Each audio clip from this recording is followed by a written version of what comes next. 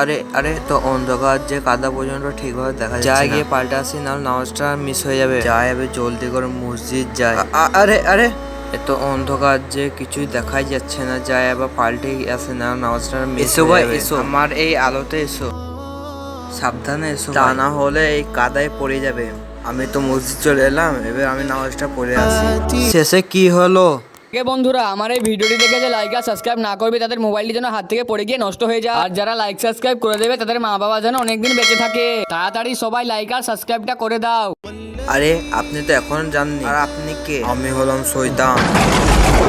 শয়তান আর নামাজের জন্য আমাকে মসজিদ পর্যন্ত কাদাতে দুবার পড়লি, তাও নামাজ পড়া ছাড়লি না। তুই যখন প্রথমবার পড়লি তখন আল্লাহ তোর গোনা মাফ করে দিয়েছে। তুই যখন দ্বিতীয়বার পড়লি তখন তোর বাড়ির সবার গোনা মাফ করে দিয়েছে। তুই যদি তৃতীয়বারের জন্য যদি পড়িস তাহলে গোটা গ্রামবাসীর গোনা মাফ করে দেবে। তাই আমি তোকে নামাজের জন্য নিয়ে এলাম।